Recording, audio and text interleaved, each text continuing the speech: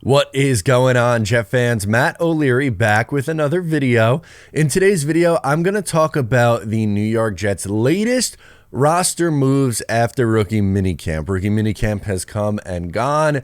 Really a fun time, though, to see these guys. I know they're just in the, shorts and a helmet and no pads, so really take these things with a grain of salt. But it's like the start. It's the unofficial start of football coming back. So forgive me for getting a little excited about that. I love football. I love this team, and just seeing the guys out there gets me a little bit juiced, even though fully understand they don't have pads on and there's still a long way to go. But there are some new additions to this team as well as some cuts. So that's what I wanted to start our Tuesday morning with. All right, first we'll start with the names that the New York Jets added. Two quarterbacks, Andrew Peasley and Colby Suits. They also added a defensive back and return specialist, Brandon Codrington.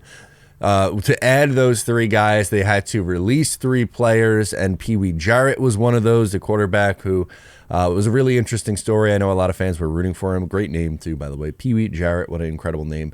Linebacker Trey Jenkins and defensive lineman Manny Jones. Okay, so for Andrew Peasley, he played a ton of time in college football, 6 years. Same for Colby Suits. 2018 was his freshman season at Utah State. He played his first 4 seasons at Utah State before transferring to Wyoming.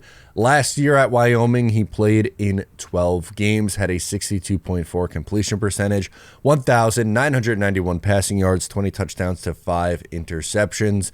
Now for Andrew, he's going to have an uphill battle. Same thing for Colby Suits. Uphill battle to make this roster because the Jets have 3 quarterbacks that they are pretty comfortable with and pretty locked in, right? Like Tyrod Taylor is going to be the backup quarterback. We know that. You also have Aaron Rodgers, who's going to be the starter. Not much up for grabs there. And Jordan Travis is going to get the redshirt year, more than likely as QB3.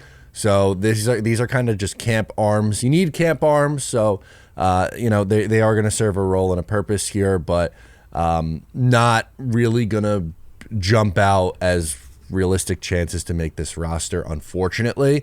For Colby Suits, Houston Christian is where he played last year, the last couple of years after transferring. 56% completion percentage, 1,919 yards, 13 touchdowns to 10 interceptions. Now, he looks the part, though. 6'4", 240. He looks like a quarterback. When you just see the pictures of him, you're like, oh, he has the look. But is he going to make the team? Again, I would be incredibly surprised if that was the case. Serves a role as a camp body and a camp arm.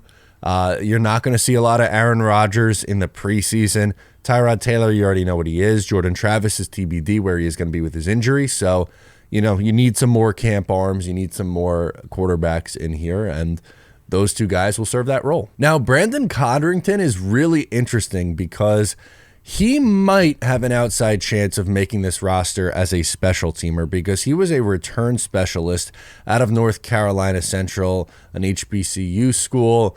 Really, over the last few years, just one of the best punt returners in the country and kickoff returners. So like a return specialist, as I said. He returned 2 punts for a touchdown last season, and both were over 80 yards.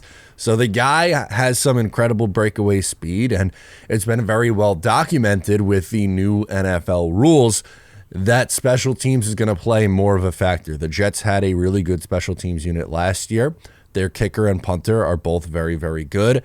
Xavier Gipson obviously was a big reason for why they won in week 1 with the punt return for a touchdown to close out the game against the Buffalo Bills.